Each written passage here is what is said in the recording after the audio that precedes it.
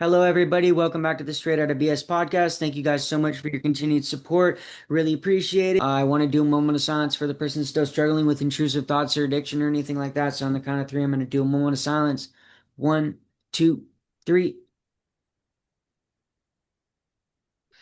Okay, thank you for that. And without further ado, I want to go ahead and introduce my guest for the day. Go ahead and introduce yourself and where you went and what years. Hi, my name is Vivian Ko. I went to Tranquility Bay in Treasure Beach, Jamaica, when I was 15 years old. So I think if I was to just subtract age and year, what's 2025 minus 1980? Wait, how does it? So I would say like around 2002 to 2004. Okay. Um, yeah. So, yeah, I went there for a year and when I was 15, and then I came back and I was brought back there again for another year and a half. So, and it's within that time period. Yeah. Okay. Yeah. And walk us through your childhood and what led up to being sent away. Well, for me, my parents are Chinese. They came from China, and what happened is when they immigrated here, they were afraid to allow me to go out or meet friends and such, and I end up being rebellious because I wasn't able to talk to them, and they were always busy trying to work and survive and just make a living. And at some point, when I'm out there, like it was not safe to be around outside. I was getting targeted by bullies and like some really jealous girls who just want to fuck me up and make sure they fuck up my face, like a lot of stuff. So I came home like with bruises quite a few times. They didn't know. Then my mom got scared and was she reached out to a lot of people and she was introduced by someone she thought she might be able to trust. That was another Asian Chinese woman parent, which is now her friend. They had the same problem with their child. They help each other and just sent their kids in. Yeah, like just go with the program and send it in just to like, their intention was to keep me safe and make sure I have time to like deal with what I need to deal with and also like yeah, if they felt like it was their only choice, like it was gonna save me or whatever from whatever they're afraid of. Like, but it's America and not China, no one's gonna kill me here. It's like Yeah. I think I went through average like, life like any other teens, really. Um, Yeah. Especially in my being American born Chinese. It's a common thing. So yeah. Um, Okay. And was the bullying like, was it racism or just regular bullying? Like, were people targeting you for like a specific reason or do you know? um, okay, so it's not, I'm not sure if racism is the word to describe it because that's usually like white against black or black against Chinese. But like a lot of racism that I actually went through experience was between American born Chinese and the non-American born Chinese. And like when they're around, they're really territorial and and they're like cliquey, so they kind of keep the other races away from their area because they're just like brutal. But I wasn't really like that, so I was kind of stuck in between. Yeah. Okay. Yeah, because I kind of spoke both languages. My parents like really tried to put me through school for Chinese and English, so I don't really fit in both neither sides. Yeah. Okay, so essentially Yeah. they tried to put you in the box and like tried to just isolate you and kind Yes. of okay. Okay. Yeah. Okay. How did you get to Tranquility Bay? So before I officially arrived, I came with my parents the first time around. They took me on a concert to watch the singer and told me they were giving me a hint. They said the singer used to be on drugs and he like he ended up quitting and he I don't know the words for it. He lost his job and his career, but because he was willing to change, then he now has an opportunity to perform again. And that's an amazing thing. And she said, you can do it too. Yeah. Okay. Okay, so they So they end up bringing me, sorry, I have to finish your question. yeah. They end up taking me, to a vacation, to Jamaica, and they were gonna show me around, but they figured they should check in the school first. And once we got there, they showed them the contract and have them give up my passport and took me aside while they were finishing the process. And I never get to see them after that. Okay, what contract are you talking about? I didn't think emotions would come up from talking about this. Weird. Maybe it's kind of on the spotlight thing, but usually it doesn't work like this. But for me, but it's about I never saw the contract. I Okay. just know that I don't have the right to see them. I can't talk to anybody. I know that I cannot go home, and I just know there's nothing I can do. But I wasn't um yeah, I'm just totally clueless. Like what happened? Okay, so that Um was the Tranquility Bay contract you're talking about. Yeah, Okay. they said they signed a contract, and because they signed it, they can't see me anymore. So Okay. they didn't get to go on that trip with me. Like they were there, and they could only watch me from a distance. When they saw me walking by the is it called the courtyard, like in front of the building, I and think so, yeah. in a line with Hmm. other girls, but they're not allowed to say hi or let me know they're there. Yeah, they sign away all of their rights with that contract, essentially. Um, um, let's see. Did they talk to you about sending you away to Tranquility Bay? Like, did they tell you we're gonna send you here, or was it more of like they tricked you, we're going on a trip, and then you ended up there? They tricked me. Okay. Yeah. Okay. Okay. What do you remember about when you first got there? Mm. I remember meeting meeting a case rep. Um, they were kind of like supervisors, case managers. They do our groups. I meet one of them. I forgot her name. It's really like blurry. She was telling me my parents care about me and that I'll be there now and trying to, because they thought I was scared. And they introduced me to another upper level, who talked to me and friended me.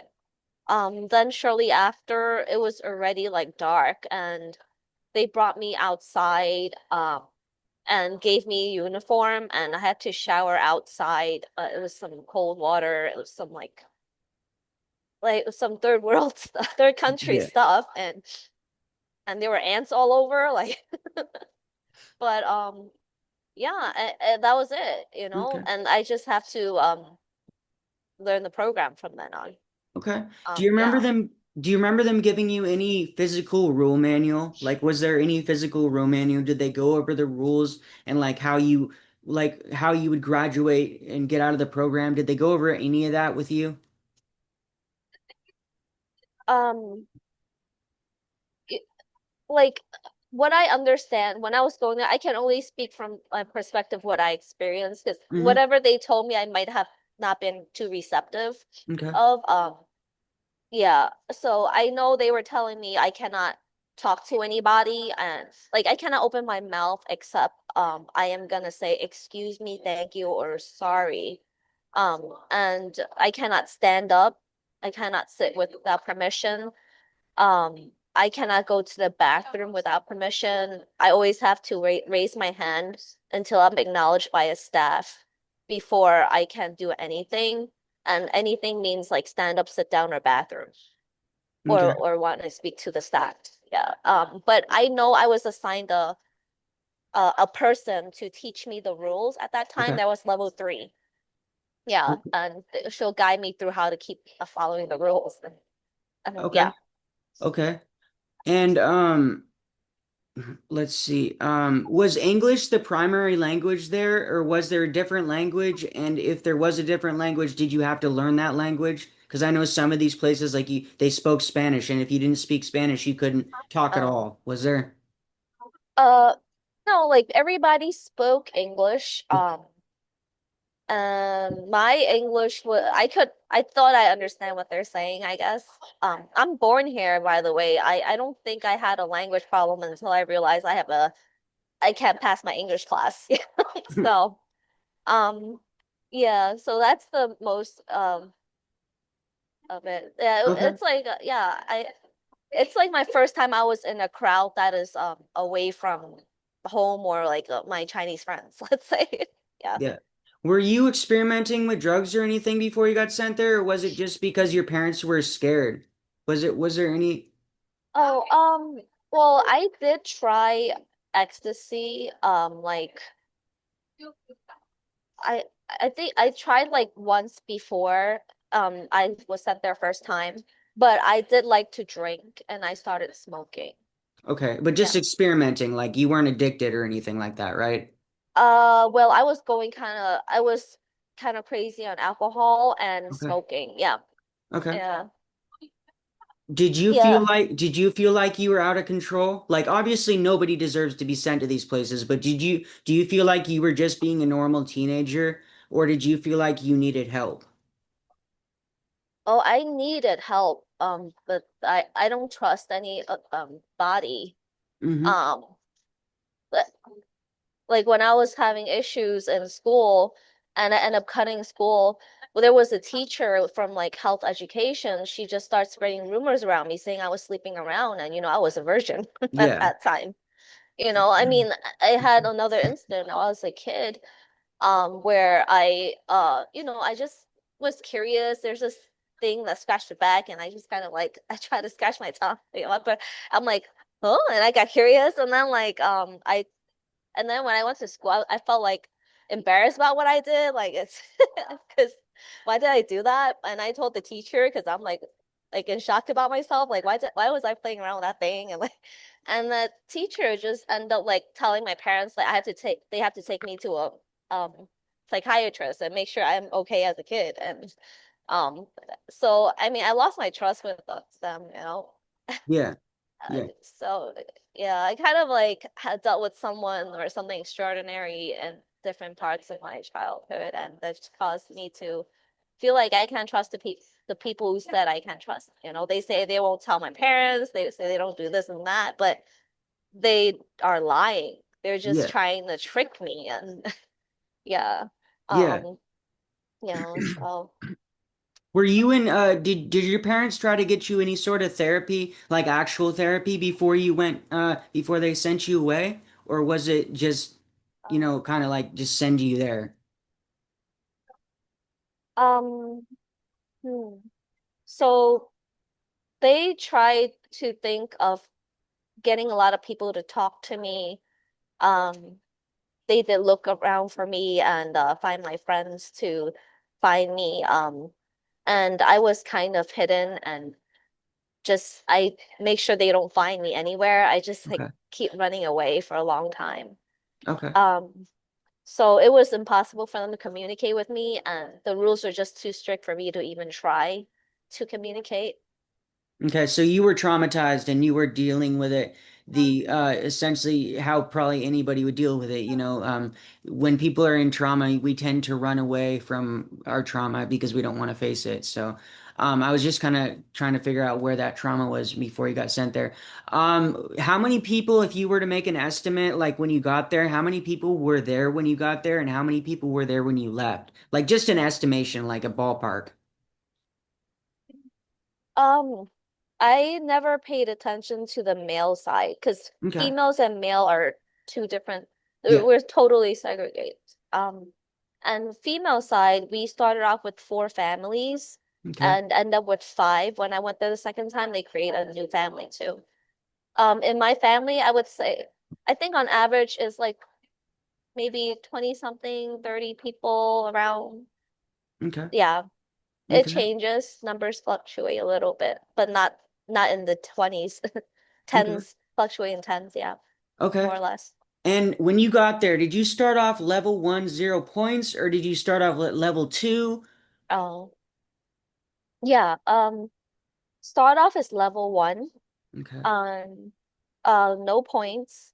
Every time we break a rule, I remember 3 points, right? What was it called?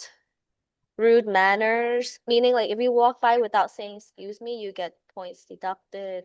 Yeah. Um, a lot of things are rude manners or what you call NFSD, not following staff directions, and Yeah.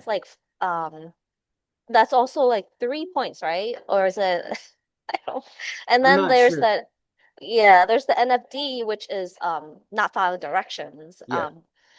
That one is bigger than not following staff directions. So that would be even more points. And they accumulate throughout the week until the Sunday when they conclude and they add up how many points we have and give us a score for the week. Okay. Uh yeah. Okay. That's And used to go ahead. yeah, so that was used to assess whether we can proceed to the next level or not, because every week they total it and they would add each end of the week report together. And I believe there was monthly too. And when we actually reach a certain points for the next level, then the case manager will decide whether they want to actually grant us the level or Yeah. not. Yeah. Okay. Um, And how was your program or um when you first got there, like how long did it take for everything to fully sink in and for you to be like, where the fuck am I? it never sank in. Okay. Yeah. It became harder and harder to understand how to sink it in. Okay. So you were kind of in shock like the whole time, kind of. Yeah, just totally clueless, vulnerable, not knowing how to think, not knowing what my emotions are, Okay. and not feeling human. Okay. And how was your program overall? Was it easy for you to get points? Did you try and get points, but you'd always get consequence, or was it extremely hard for you and did you struggle a lot? It was very easy for me to not get any points. That was my goal, is to just be perfect. Okay. Yeah. Um, Okay. So you said it's easy for you to not get points. You meant it's easier for you to get points, right? it's easy for me to follow every Okay. single rule, even though it doesn't make sense. Okay. Okay. Yeah. And I was like a rare kind, I think. okay. And how Yeah. long after you got there did they give you your first phone call or did you get one?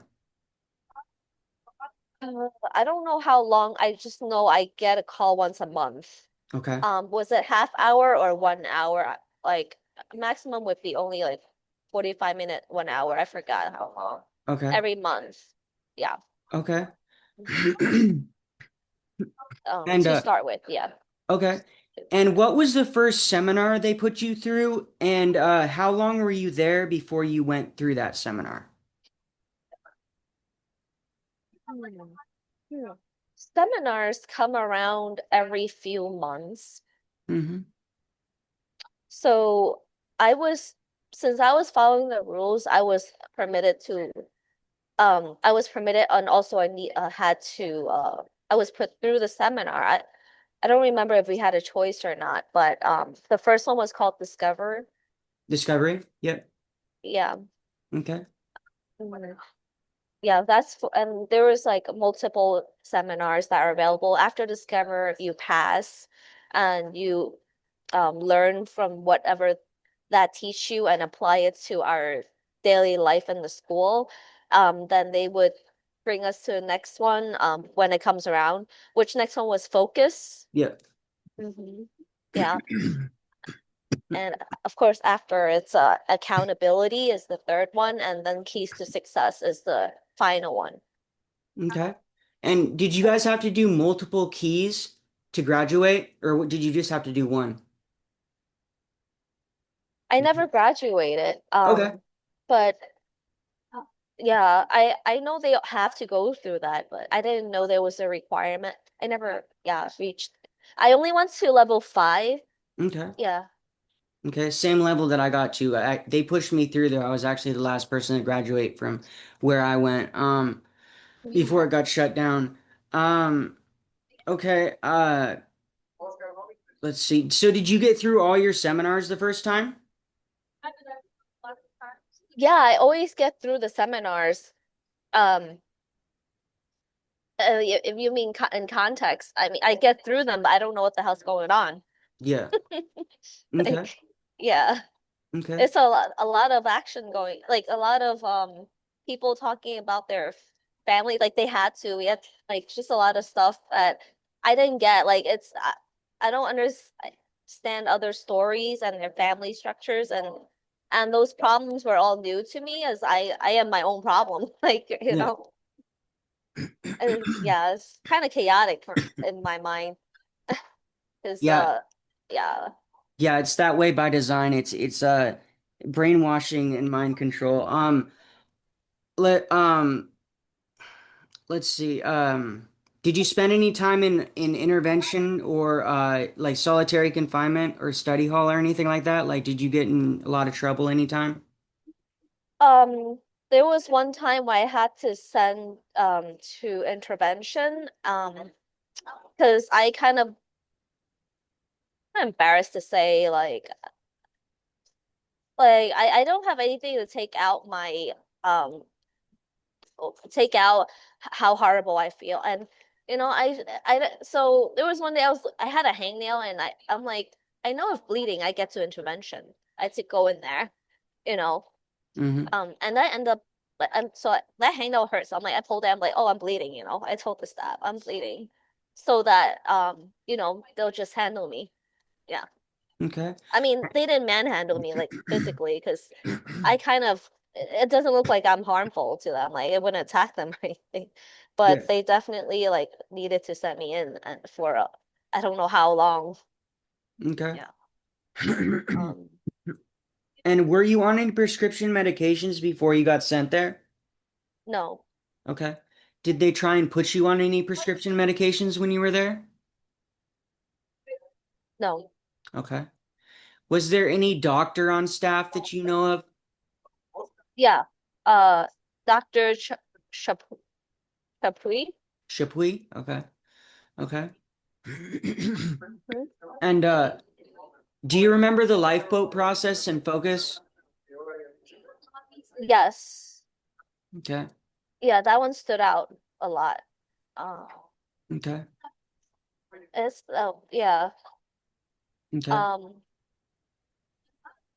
yeah, I don't that was mm, I think that was something some of the concepts in them there are good to learn, to be honest. But I don't think a person like me is capable or ready to receive that kind of information Yeah. at that I time. I agree that there was like little nuggets of truth in these seminars, but I feel like the way they went about that was completely wrong. Like you can't, first of all, Unprofessional. yeah, first of all, you can't force somebody to confront their issues. You know what I mean? They have to want to do that or else it's not going to go anywhere. So forcing them to do that and confront their issues. Also, I just feel like they're essentially breaking you, you know, to so you they can rebuild you into what they think you should be or how you should be. And but the problem that I see is that they just break these children and then they don't ever build them back up. They don't ever give them resources to this is how you balance a checkbook. This is how you pay rent. This is how you manage, you know, a credit card. Like they don't give you life skills. Like they talk and they preach so much, at least in my experience, about like you know, this is going to teach you how to be a man or a woman and like go back out into the world and be successful. But for me, at least, like that never happened. I never learned how to be a man and stuff like that. I learned more from my father about being a man than I ever did from the program. And so I don't know if that was your experience, but I just experienced there was a lot of manipulation and gaslighting in these seminars and attack therapy and tearing these children down. Um, Yeah. how long were you there? In total, first and second time around, 2 years and a half. Okay. And what happened after, like, the first time you were there? Did you end up getting pulled by your parents, or how did that happen? How did you get leave the first time? I was pulled out. I got to level 3, I think. I'm not sure if I reached level 4, but it was a year. So they wanted to get me out. The contract was a year. Yeah. Okay. Okay. And when you came back the first time, did they try and set you up with a life contract, like essentially a contract that you would write or they would write, and it's like you can only talk to like these friends and like you have rules against stuff that you can and can't do, and there was like a points daily point thing. Did they try and set you up with that? Oh, I heard people talking about that, but my parents don't really know the language and they don't understand, like, they don't understand what's going on either. They just, yeah, they didn't tell me any of that stuff. I was just pretty much set free in there and then, yeah. And then I went cuckoo in the like, Okay. Yeah, it didn't make sense. Okay. Uh, And did your parents go through seminars or were you the only they one? did. Okay. They did. Yeah. Okay. They went through discovery and focus. Yeah. Okay. Um, the first time you were there, what was the worst thing you heard about or experienced? Regarding the seminars, right? Or Yeah. anything, anything. Um, being restrained all the time, being punished for even like crying out loud, let's say.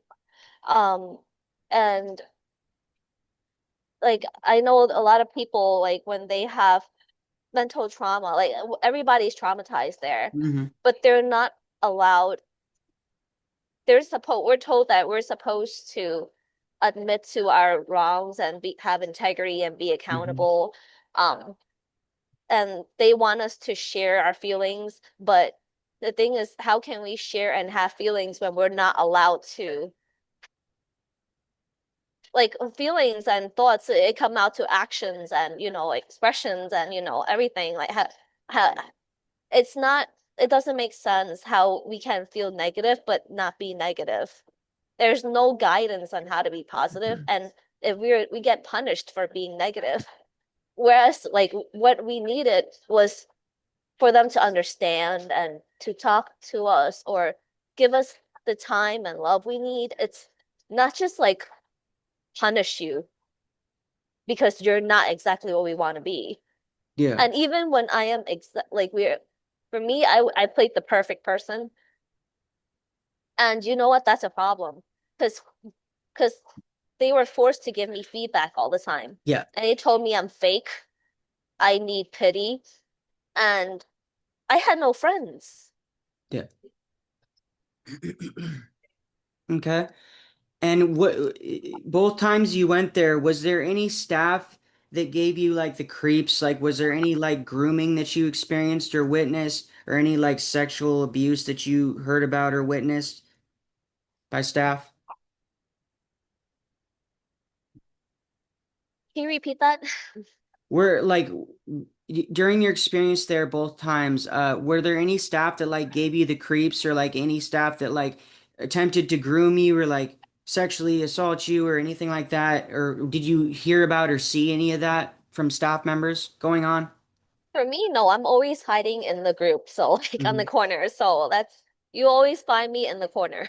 Okay. So but I know that there was a one male staff who does come around sometimes because I guess he kind of was interested in like he was I don't know I really don't know what they were thinking. I know like some girls they wanted to talk to some guys because it's like it's restricted so they even want to do it more. It's a little like rebellious part and I heard that staff he was on top above the other staff, maybe the supervisor of the staff. When he came around, he had a relationship with one of those girls. But Okay. all of this was like rumors to me. I know they were hanging out outside at the balcony and stuff. He did speak to me before personally too, but he didn't show anything. I mean, I was too in my own world, like to actually know what's going on. But Okay. I guess I wasn't the target because they yeah they the staff was black and the other girl was also like of like black. Yeah. I don't know if it had anything to do with anything. So Okay. uh, And what did they tell you would happen if you tried to escape or run? And were there any runners when you were there? I think more if the runners will usually be on the guy side because the rumors come all the way to the girl side somehow. Because we used to like be able to slip notes Yeah, like in the textbook. yeah, And then the whole world knows about what's going on just through one note. Like, yeah. um, yeah, there was a riot once. No one ever succeeded running away from Tranquility Bay because I was told that was the hardest place to run out from compared to other schools because Yeah, we're you're an surrounded island. by water. Yeah, Yeah, yeah. yeah, I mean, I could only think about doing it. I mean, I'm wondering that would be exciting, right? Like to just right. run out and be free and pretend we're in this movie, right? Yeah, Like, but like, imagine if you actually ran and actually swam all the way to land. That would be crazy. That would be a crazy accomplishment. That would be so crazy. anything's possible. Hey, Yeah.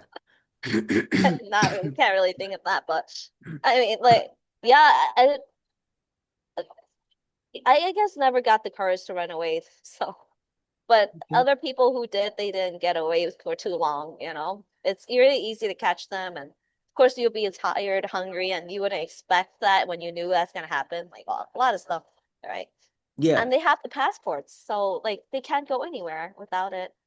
Yeah. Yeah, you're right. Actually, you're right. Yeah. You would have to have a passport to even get back into the US, I would think. Um Okay, so you went back, you came back from the first time you went there. What happened to get you sent back? Um, so like at that time when I first left and came out, um, nothing was better, nothing was different. I still felt like what it matters is what's in my mind and how I feel about every day. So wherever I was at didn't matter to me. I was just totally I I'm sure I was just totally insane. Because being Okay. quiet, the only thought like the thoughts that are supposed to come out of mouth remains in my head. And when it doesn't make sense, I it was going and run on sentences. Like it's so scary. Like I don't have collective thoughts. It was all to myself. It was painful. It's very, very painful. And I can't run from it. So when I went home, I have even more difficulty even speaking about regular, like just being connected with the world around me. Yeah. Up till this day, I still struggle with that, obviously. It's 23 years later, honestly.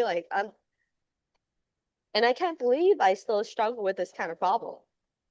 That's why I was mentioning, I think it's some kind of autistic spectrum, whether I'm born with it or not. Like I wasn't properly diagnosed and I wasn't like treated the way I needed to, whether humanly or professionally. Okay. So essentially you just felt like you didn't have anybody that you could talk Um, to and really up in your head. yeah, it was all Okay. up in my head. Like, so I don't know if during this like podcast I would be all up in my head when you're asking me something, I'm answering something else. I don't know if that's happening sometimes. But I'm just recalling you were saying why was I sent back? So Yeah. when that happened, I when I was back, I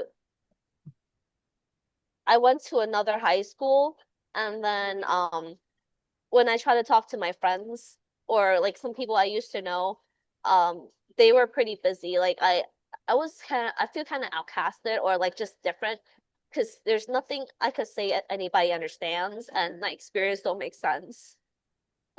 Although it's like the what happened is hard to comprehend. People felt empathy for it, but and at that younger age, it was more acceptable because people were all more like innocent and empathetic about things, but no one understood. I ended up running away, and then I found my old best friend and went out with her, and I just did the same old thing. I drank even harder, and like yeah, I keep going drinking, and my friends told me every time I forced them to buy me all the drinks and I chuck everything down. And then I just lose my mind. I start running around crying, don't come after me, leave me alone. Yeah. Okay, so it would bring out the emotion. Sorry. No, you're fine. You're I doing perfectly fine. It's perfectly fine just to cry, and anybody that says it's not is a loser, to be completely honest. It's even okay for men to cry. It's actually I feel like that actually shows you're a man as if you can cry. But so you went back and things got worse with the drinking. So did you just have like a really bad night and then came home and then they sent you back, or how did it happen? How did that transpire? So one of those days, yeah, I was I do have to show up home sometimes because I am hungry. I Yeah, don't always get fed, and I don't know what money and working is at that time really. yeah, Um, there was one day I went home and I think they drove me back because I remember where I used to live, we lived in the basement and we had to walk through this narrow hall to get into the side of the building, the house, and get down to the basement.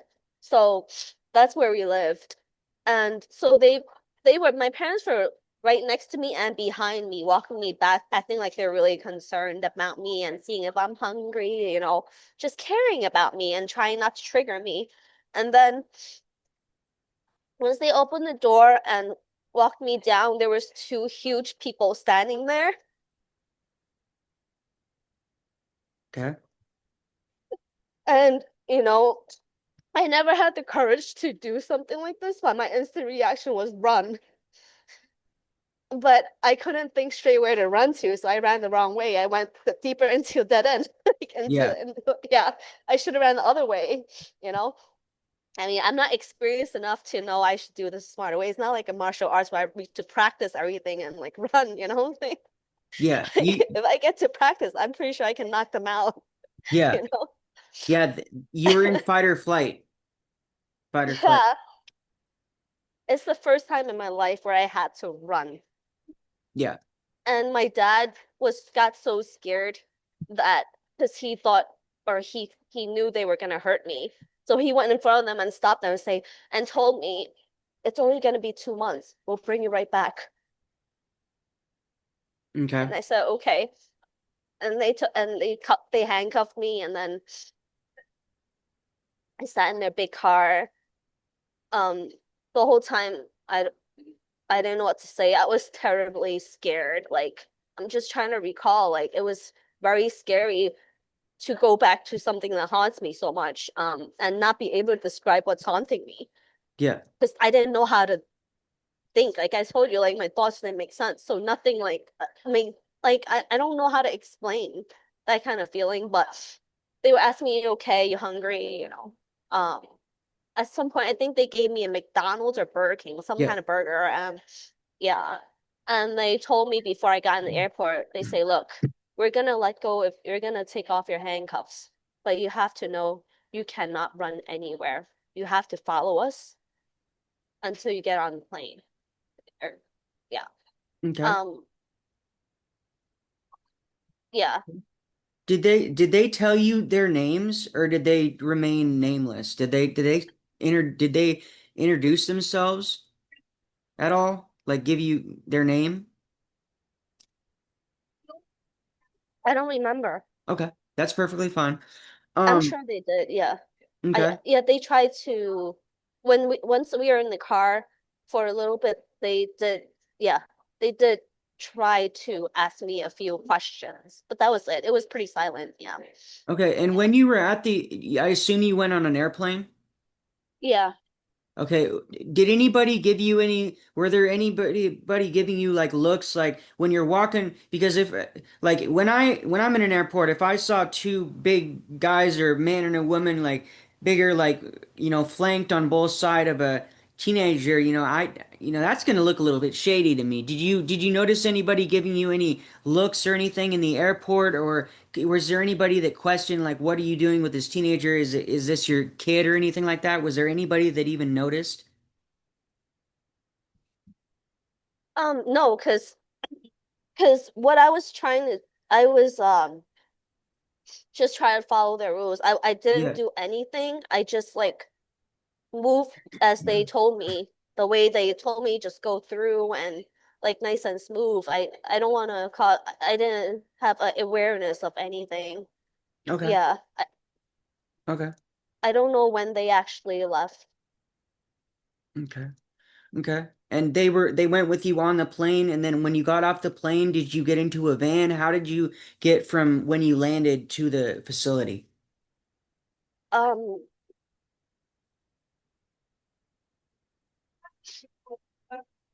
well, the whole time it was all articulated pretty well. Where I like they have people picking me up. Um, if I recall correctly, there were signs. Hmm. Um, and I had to go to the one that's my sign. And they, of course, those must those are the cab drivers from the airport that pick people up or whatever service they are to escort people or um taxi, whatever it is. Yeah. Okay. So I end up like being yeah. Then they brought me straight there. Okay. And when you got back, coming back as this for the second time, did you start at level one, 0 points again? Yes. Okay. Second time was harder. Okay. They made it even harder for me to get points and levels. Okay. And yeah, it's pretty shameful because like I can't believe you can let yourself come back. Like, be serious. Okay. Yeah, you know? Did you feel like people looked down on you because you came back a second time and staff treated you differently? Oh, Like you said, they were well, tougher on you, right? yep. Well, they were also really curious. Like, why would I be there again? Or how they w- they were like they if they were to go home, they would never give the parents a chance to send them back like that. Like, it's unbelievable how I can allow that to happen, kind of thing. Yeah. Yeah, even Um, though you didn't allow it to happen, it happened to you, you know? You didn't really have a say in the matter. Um, yeah. So like from that, there's a lot of program jargon that's always being spoken, like that um the res you get what you the results are exactly what you intended kind of yeah, thing. And based on results, you have exactly what you intend. Yeah. hmm Yeah. um and it's hard to drill that information down. Like, really? Like, I really didn't intend this.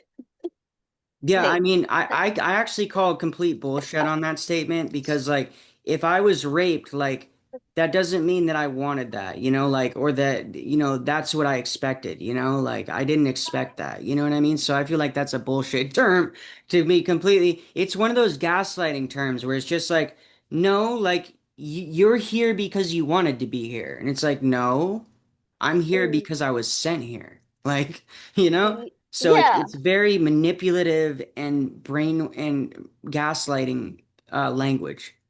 Yeah, you kind of feel that pressure and force to admit that I intended to, and this is what I did to myself. Because that's the only time, and not only do I have to say that kind of stuff, I have to create that story about how that happened, that I did it to myself. Yeah, and that you Um, deserve it, right? yes, Yeah. like, yeah, it's hard. I can't do that because I end up breaking down every time. And then that's called sharing in groups, like weekly meetings, daily meetings. Yeah. The hour sharing, I always stand up and I'm not capable like some other students are to be able to articulate a story like that. Yeah. But when they are able to, they kind of get more love and attention in a way. And that love attention is like a smile, like from like the case manager would kind of kind of nod. Like, I remember they got along because um they were rebellious at some point. Like, a lot of them were really like more aggressive and crying and making trouble, but they're also able to like follow that jargon and they acknowledge it. Yeah, uh that's all I understood. Yeah. Yeah. And mine wasn't, yeah. For me, it was just, Okay. So the first time you were there, what level did you get to? The second time you were there, you got to level 5, right? The Uh, first time you were there, what level? uh, I was at least level three Okay. or four. I, Okay. I should know, but like, actually, yeah. But Okay. second time I got to level like I think what happened with the second time was when I was supposed to get to level 5, they pulled me out for go to college. Okay. Yeah. So yeah, level. What about the level? Oh, I was just curious what level you got to the first time you were there, and you said level 3, and then the second time you got to level 5. So you answered the question. Um, let's see. How long were you there the second time? That was a year and a half. Okay. Okay. And did your credits transfer for school when you got out? Um, at that time, I was lucky because my older brother helped me apply for a state university, and I had to fly to Florida to have an interview with them, and they decided to take me in. So I entered as a ESOP, meaning it's like a lower income, and some people don't speak English well, or some people just have their grades are just off by a little bit, but it's like an equal opportunity program Okay. for a very like good state university. That I end up being pulled out because I had a chance. But I was lucky because that interview sold me into the school. But if it wasn't because of that, I would have trouble getting to college at all because the transcript and the school cannot be found in the Yeah. systems when I search within financial aid. Yeah. Um, and yeah, it had kind of falsified a little bit, or I don't know how I did it. I think every time to apply and yeah, then after, yeah. So because of that, I was able to now, if I want to go back to school, I can still have like an educational history to show because I was lucky to get into that school. Yeah. Okay. Okay. Yeah. So you went straight from Tranquility Bay to college then. They pulled me out like a few months early. Okay. Yeah. Okay. But I was in college shortly. Yeah, they needed time to prepare me. Yeah. Okay. How was that? How was the transition from Tranquility Bay to college? I can imagine that probably was pretty difficult and confusing. Oh. Yeah, like I said, I still haven't learned what the reality is. Yeah. I'm I went from flunking school to being in the program and every day all I can enjoy is doing school. Um so going from flunking out to just being in solitude all the time and finding joy only and peace only when I'm studying. Then getting into college and there's so much people around, my social anxiety was crazy. Like, yeah, I didn't even know how to hold a regular conversation. I mean, there was some other girls that I know from junior high that I end up seeing there, so I end up dorming with them because familiar faces. Yeah. But they ended up like on the semester after that replacing me with another Asian girl because obviously they don't like me, and you know I just like gave wrong messages everywhere because I don't know how to communicate. I guess yeah, it's very, I don't know how to say it. It's just not fair. Okay. Yeah. And in school, like I couldn't communicate with professors, right? The only time I can communicate properly is when I have studied enough in textbook to talk to professors about the about my question, like in philosophy. But otherwise, if I was to join a club, like a acting club, and I was late, I had this run-on sentence kind of thing in my mind, and I couldn't explain, and I was just disqualified, and I was being, I don't know, I don't know how to put it in simple terms. I felt like I was being set up a lot by people. Okay. Not felt like I was literally set up a few times, saying people saying I did something I really didn't. And I think it boils down to the fact that I'm not normal. Like the way I don't have like the clothing or anything to I don't know, I don't mean to get off topic. Um No, you're fine. You're fine. yeah. It Um was just hard for you to transition, and it was yeah. difficult and confusing because you didn't know how you were feeling. Is that accurate? Yeah, I don't know inner Okay. feelings. I don't know the beat to attending all these classes and balancing life and friends and family. Um, all that was, I mean, it was nice to be in a situation where I had that responsibility, but it's nothing that I knew how to handle. Yeah. Yeah. Yeah, thanks for that. Yeah, yeah, no problem. Yeah. Um, did you seek any therapy or get any therapy after you got out of the program? Like, have you tried to get therapy and talk to people about your experience or? No, I didn't trust and was afraid of Yeah. authorities. Okay. Um, I started therapy like 3 years back from today, like Okay. around a couple of years. Yeah, and now I'm starting to talk more. Okay. Yeah. How is it going in therapy? Do you feel like it's helping you, or do you still feel like people just still don't get it? I feel like talking to a therapist is like educating her about Yeah. stuff. Yeah, right. Yeah. Yeah. Um, Most therapists don't even know about these places, so yeah, it's kind of hard. it takes time to.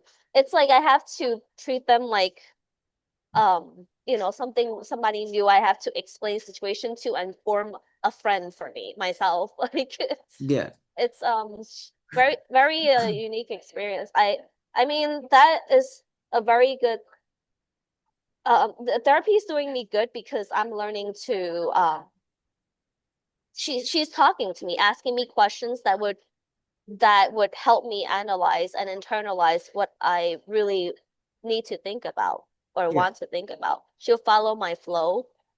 Yeah. And yes, sometimes the session, like after talking, I feel like I just talked all nonsense. I don't know what I got out of it. But other times, I do figure things out or feel better at the moment. But this kind of therapy is gonna be very long term because it's not only like internalizing different aspects of why certain things happen and how I should feel and think about things. It's really like trying to forget about what happened and focus on now, but also being able to talk about things when it come up and Yeah. try not to let it affect you. So it's like another level of perspective and growth I have to learn to Yeah. at this point. But I mean, I'm glad I feel so much better for to do that. But it's 23 years later. Like, come on. Yeah. How long does it have to take? That's my whole youth right there. Yeah.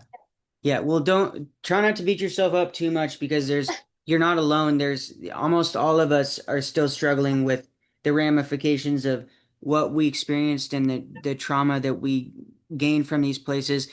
Some people aren't even aware that they were brainwashed or that that what happened to them was actually, abuse. There's a lot of people, well, not a lot of people, but there is a very small percentage of people that I've interviewed that think it's the best thing that ever happened to them being sent away and that it really helped them and taught them a lot of skills and everybody to each their own, but I would also challenge them to maybe really take a big look at it, at the whole picture, and because it was abuse, you know what I mean? I don't feel like that fact can be argued. I feel like there were, truthful things that might have been helpful here and there scattered throughout the program, but like I said, the way they went about it and forcing the kids and not letting them talk to their parents, only like once a month, or and if you're not obeying the rules, you can't talk to them at all. I just feel like it's the system is just it, it breeds trauma, you know what I mean? And I don't feel like people really understand what it's like to be in these places, and it makes it really hard to talk to therapists and stuff like that. So, with that being said, did it take a while for you to find a therapist that you trusted and that you vibed with, or was it fairly easy for you to find one? Oh, no, no therapist was qualified to talk to me. Yeah, I have to I have to create their qualifications by talking to them and educating them about yeah, that.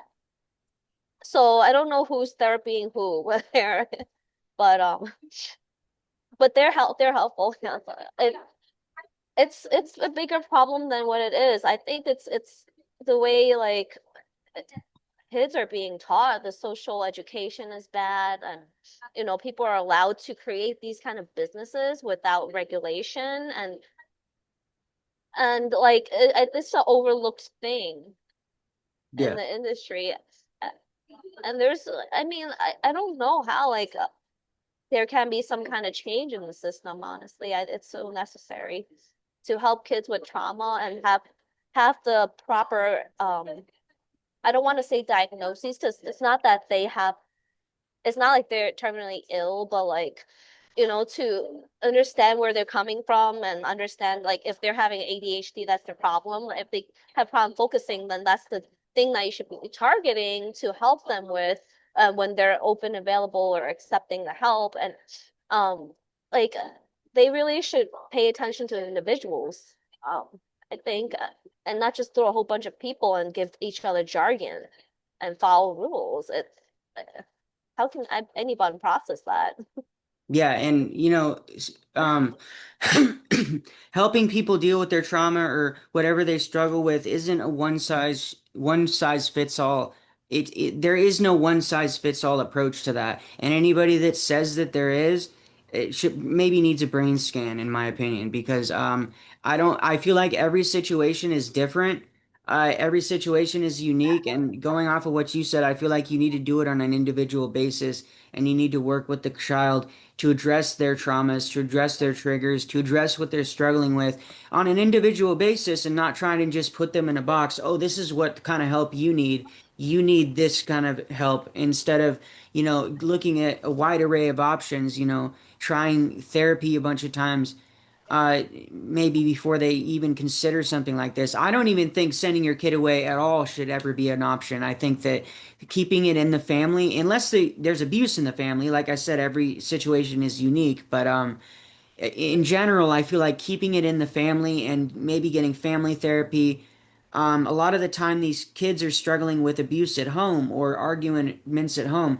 Like for me, I had a little bit of physical abuse growing up, but more so it was emotional, yelling a lot of screaming and yelling, arguing all the time, hostile environment kind of growing up in, and just not really knowing how to react with that. So, like I said, every situation is different, and I feel like you said, you need to address it individually. Um, what have you struggled with the most as a result of being sent away? Um,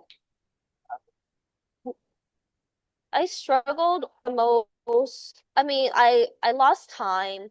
I lost all my friends. Um, I I mean, at first when it gets sent away, it's like a good story they like to talk around and tell, and then see if I'm okay. But that was the extent of care and network that I would have is when people realize I'm still alive um and they would greet me, and then that's it. Like I lost all my friends and network. I had no, I'm so insecure because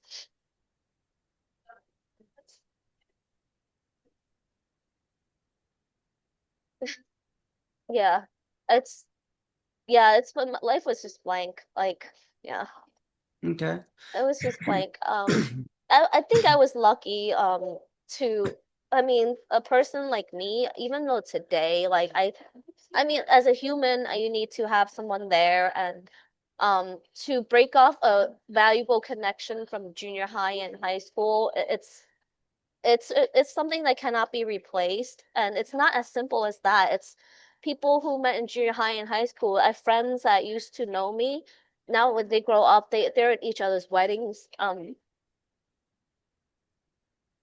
graduation, and like I'm not there. I wasn't invited. Okay. Okay.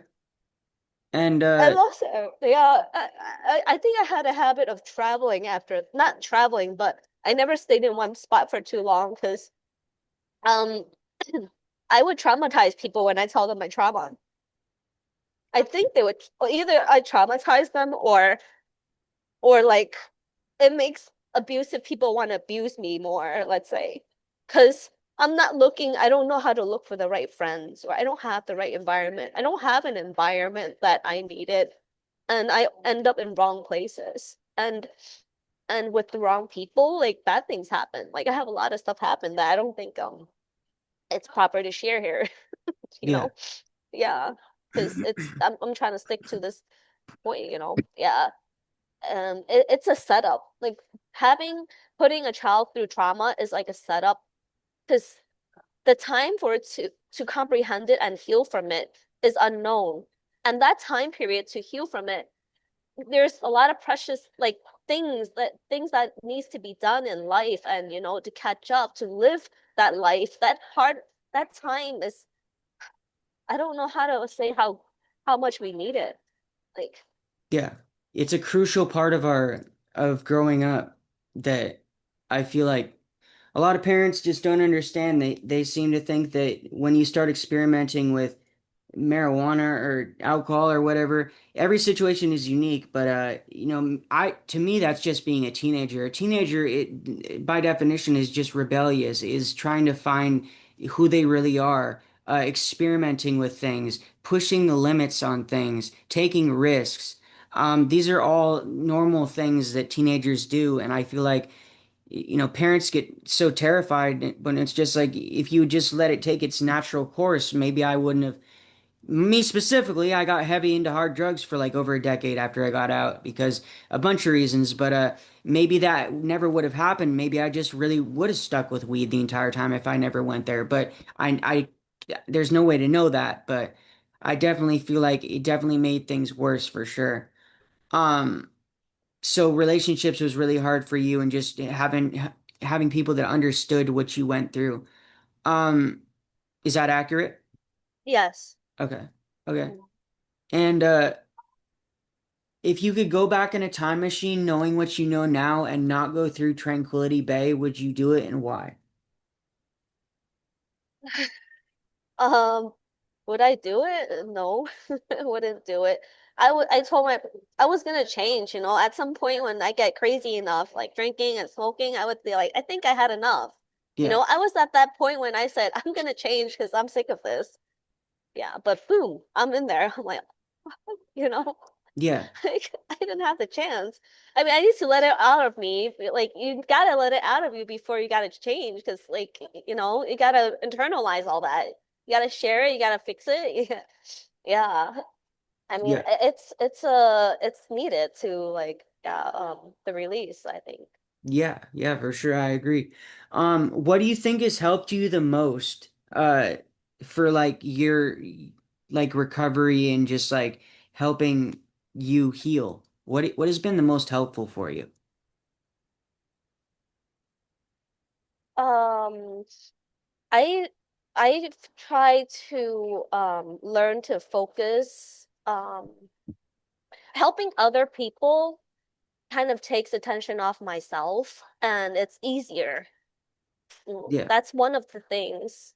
Um, and for a long time I was doing that. And also trying to like learn more about things, like read things up, education, just different subjects. Like I train myself to just be open to any topic so that I challenge myself to learning, let's say, SOL or like just programming language, Japanese, like anything I want to learn, I'll just go and do it. And I'm just like, keeping my focus on trying to be productive because um it replaces the time that I need to go out and go wild, I guess.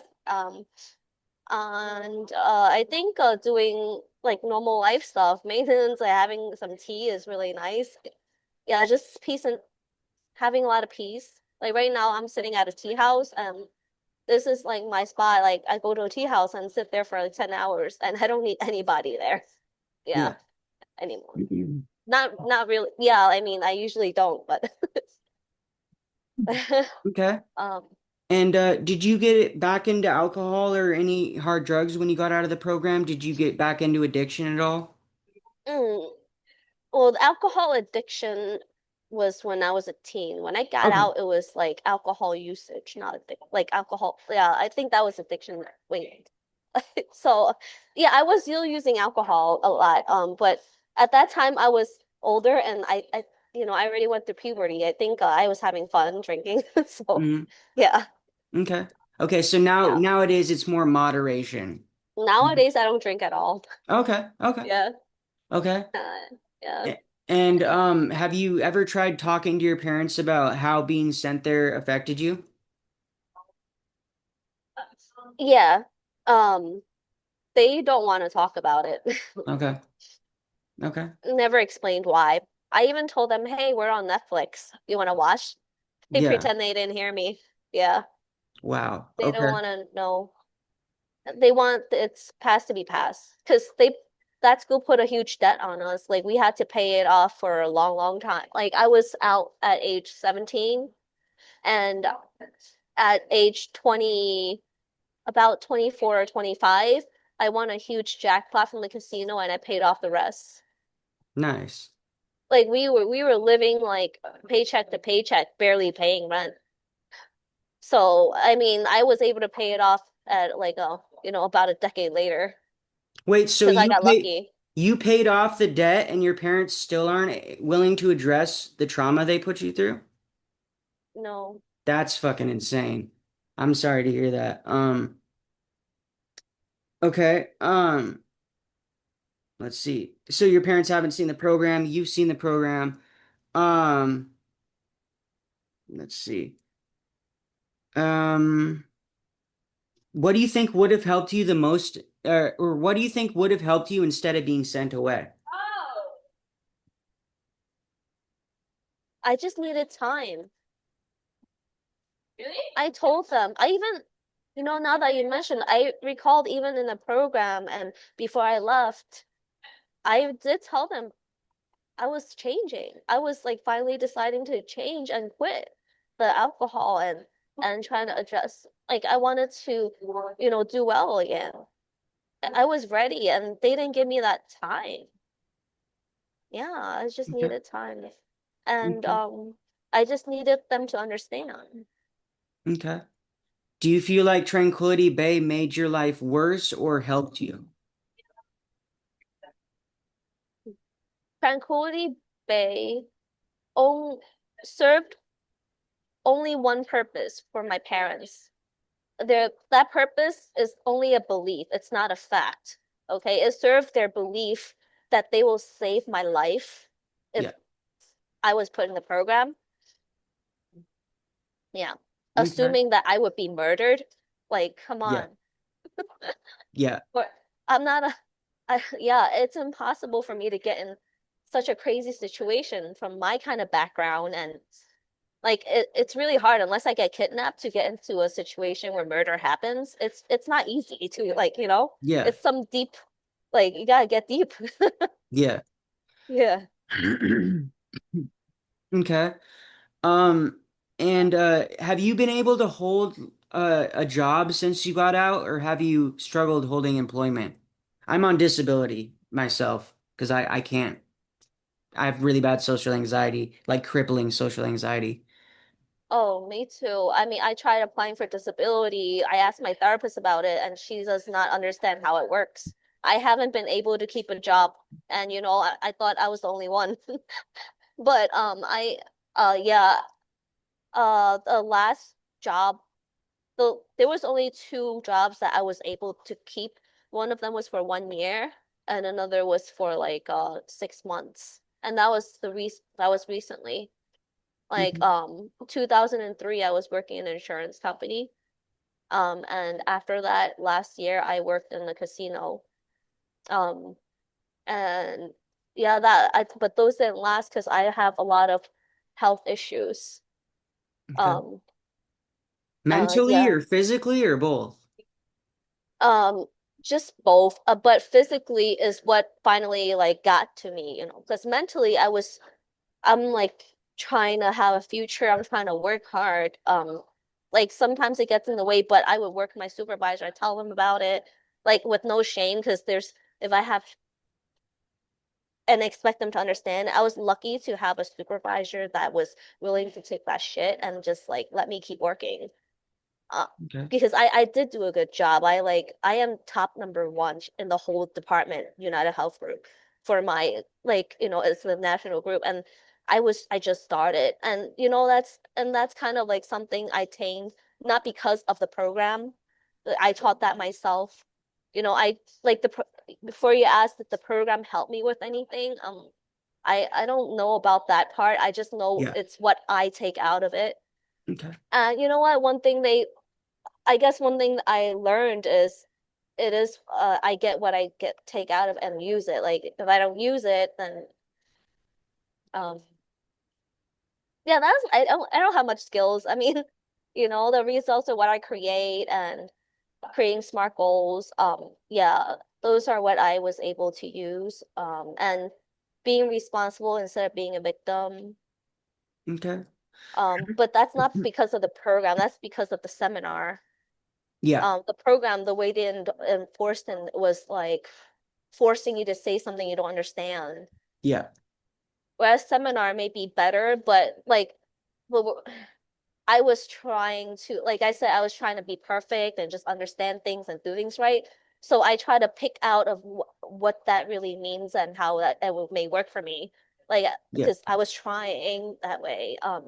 But I think it was, I don't think it was like common sense to know how to do that. Yeah. 'Cause I was different in a way, yeah. Yeah. But I don't know how different. I don't know other people enough to know how different I am. What do you think? How is I think we're all different. I think we all got changed. Uh, at least the majority of us got changed. We were changed after the program, a lot. I don't think any of us were ever really the same again. Some of us made it worse. Some of us, like I said, there's some people, like less than 1%, that says it's the best thing that ever happened to them. oh I don't.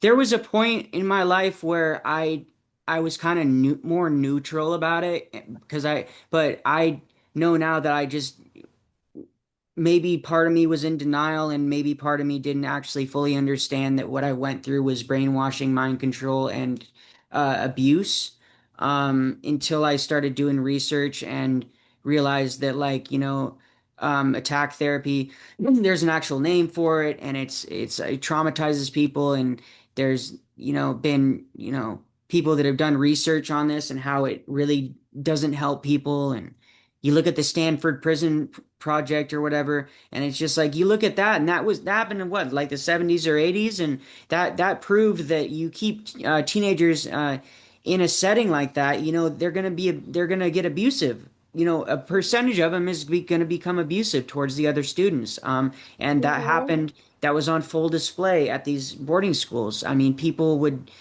get a little power. They'd get on level 4 and get junior staff, and then they just self-correct, self-correct, self-correct, self-correct, staff corrected, Yeah. like just like, just to Yeah. show up and just because they thought it was what they wanted to do. But then there was also a percentage of them that enjoyed it. They liked consequenting people. And, you start to get off on that feeling. And it Since never they happened finally to, have power.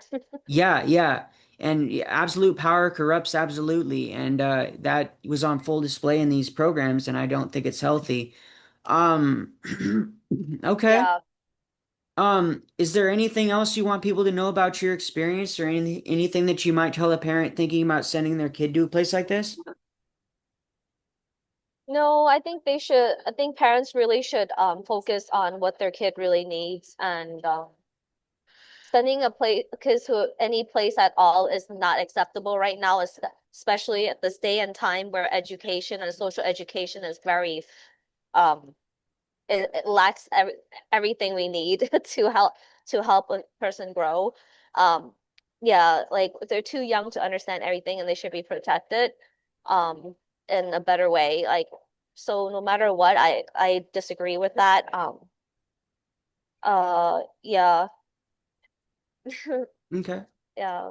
So yeah, I'm gonna also like try to I went back to the seminars these few days. It's not called Discover, Focus, Accountability, or Keys to Success, but it's very similar and it's very interesting because I'm trying to go in there and see what's the difference between the ones before and the ones now. Um Yeah. uh, and I did discover a difference was the activities they do. Um I just finished the first one. It's called Momentum Workshop, and the activity does not involve hatred, like expressing hatred and like that towel, like when we had the towel rolled up and Yeah. just beating the floor, and you have to scream how bad everybody is, how bad everything is, whatever it is, and even make it up and just be as crazy as possible, blindfolded and keep hitting like a maniac. And if Mm-hmm. you don't do it, you can have consequences. I mean, like things like that. That's only one activity out of the many from Tranquility Bay, but from Discovery, the seminars that we had to go through while Yeah. we're in there. But the ones out here, it's more positivity. They talk about it's more balanced. It's the self-improvement workshops, they would talk about allow us to talk about what bothers us and then ask questions that help trigger us to, internalize more of that part. And then they have us explain what feelings come out from it, and but what good feelings could come out from it, and then elaborate on how that feeling, you can choose between which feeling you have and apply it to life, instead of using the bad feeling, which will have like worse consequences. Like the way they explained it is easier to understand, maybe because I'm older, but it's better because my impression of is they're more positive. They're not treating us like we are problem kids, problem people and trying to get help like AA alcohol. Like, like some people are scared of Yeah. being an addict. We know we're there to be empowered and go through with life, and we have a good life ahead because we're building it in the workshop alone. Like, the next program that they're gonna go, the last workshop they have was leadership, where we make money together, and yeah, we support each other to make money and grow, not sit there and dwell and Yeah. reflect. So Yeah. yeah, it's important, I think, for people to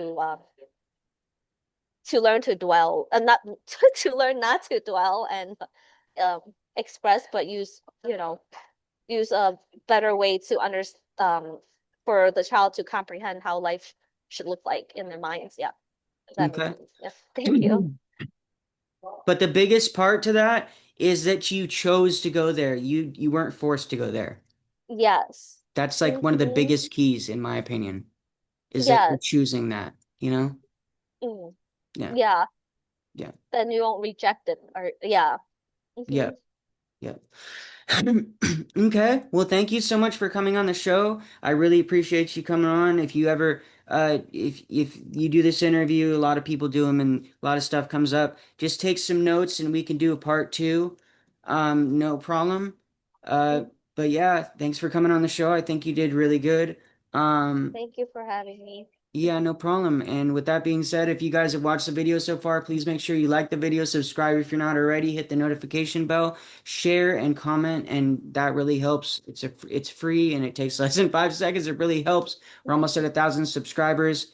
We might be there by the time this video comes out. If we are, thank you for that. And with that being said, we will catch you on the next one. Bye, y'all. Bye.